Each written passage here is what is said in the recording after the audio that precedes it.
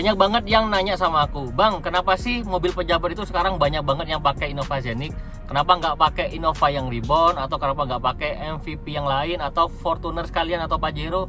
Kenapa Zenix yang banyak banget berkeliaran di area pemerintahan sebagai mobil dinas dan juga di area swasta untuk mobil-mobil para pejabat seperti GM-nya mereka, manajernya mereka, atau direkturnya dari para perusahaan-perusahaan yang swasta ini?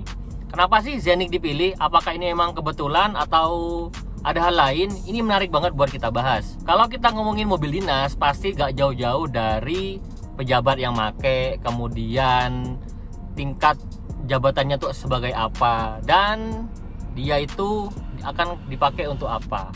Dan mobil Zenix ini, Toyota Innova Zenix ini, itu memenuhi beberapa aspek tersebut. Contohnya, kalau kita pakai mobil Zenix sebagai mobil dinas, itu nyaman banget ya. Selain lega, dan juga mobilnya bisa dipakai captain seat kan, untuk yang hybrid itu. Dia pakai captain seat, tentu lebih nyaman, lebih mewah, lebih representatif sebagai mobil dinas untuk pejabat. Kalau kalian lihat mobil seperti Avanza, Veloz, kemudian Expander Cross atau Hyundai Stargazer, itu image-nya sebagai mobil keluarga, bukan mobil dinas atau mobil pejabat tertentu. Jadi kurang elegan lah kalau aku lihat untuk mobil yang LMPV lainnya. Dan MPV yang paling cocok memang Innova Zenix. Dulunya Innova Venturer yang paling cocok ya, karena dia udah diesel dan lain-lain. Namun sekarang ini pemerintah fokusnya di elektrifikasi, di mana untuk lingkungan ini Innova Zenix lebih cocok karena ada mode hybridnya dia. Jadi Zenix yang hybrid ini itu aman banget di pemerintahan. Dan juga image-nya Zenix ini netral ya teman-teman. Zenix ini netral. Kalau kalian lihat pejabat nih bawa Alphard, itu kan terkesan mewah banget. Kemudian kalau pejabat bawa Fortuner atau Pajero atau Palisade, itu terkesan arogan ya, dan juga orang nggak suka dengan mobil ini kalau dibawa pejabat. Kalau bawa Zenix itu lebih kalem, lebih nyaman, dan netral. Secara kebijakan dari harga dan juga lain-lain itu masuk. Jadi kalau di audit pun ya Zenix ini masih tergolong aman gitu loh.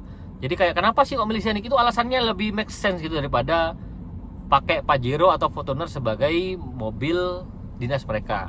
Kemudian mobil dinas ya pasti dipakai banyak orang berganti-gantian, dan juga dia itu pakainya agak jauh ya, jaraknya itu pasti jauh, jarak pemakaiannya jauh, dan juga maintenance-nya itu nggak bisa yang dikit-dikit maintenance, pasti harus yang bandel. Memang buatannya Toyota, terutama Innova Zenix ini udah teruji kan secara hybridnya, kemudian yang bensin sekalipun, yang murni bensin pun nggak ada masalah itu ya, nyaman banget, apalagi dipakai di kota-kota aja buat meeting, kemudian pindah ke dinas ini ke dinas itu, dan dibuat jemput di airport itu lega juga, lega, nyaman, naruh koper itu enak gitu ya. Kalau kalian bawa mobil SUV pasti kan nggak enak ya, apalagi kalau di daerah Jakarta atau Surabaya itu macet, pasti bawa SUV itu nggak enak, kayak kurang lega gitu. Dan juga suspensinya nggak nyaman, nggak senyaman Zenix, karena Zenix ini udah TNGA dan juga dia nyaman banget. Itu jadi alasan kenapa Zenix dipakai banyak sama instansi pemerintahan untuk dinas ataupun swasta sekalipun, banyak banget ya. Kalau di kantor aku ya, pejabat yang manajer up itu kebanyakan udah pakai Innova Zenix sebagai mobil harian mereka, sebagai dinas mereka, karena emang nyaman banget, dibuat dibuat representatif, buat meeting, buat apa, itu bagus ya mobilnya. Jadi nggak terkesan terlalu mewah, dan juga nggak terkesan terlalu murah gitu ya. Kalau bawa Veloz, Avanza, kemudian Stargazer, Expander, itu kurang menjual sebagai mobil dinas. Dan pesaingnya Zenix sendiri pun nggak ada ya teman-teman. Yang main di segmennya Zenix, mobil 3 baris yang nggak terlalu mewah atau apa, itu nggak banyak pesaingnya. Tapi akhir-akhir ini mulai banyak mobil Cina, mobil listrik kayak Mitsubishi Destinator ini udah mulai masuk. Apakah pasar Zenix sebagai mobil instansi akan berkurang? Sebagai market share-nya dia sebagai mobil dinas ini akan mulai digerus, digantikan siapa?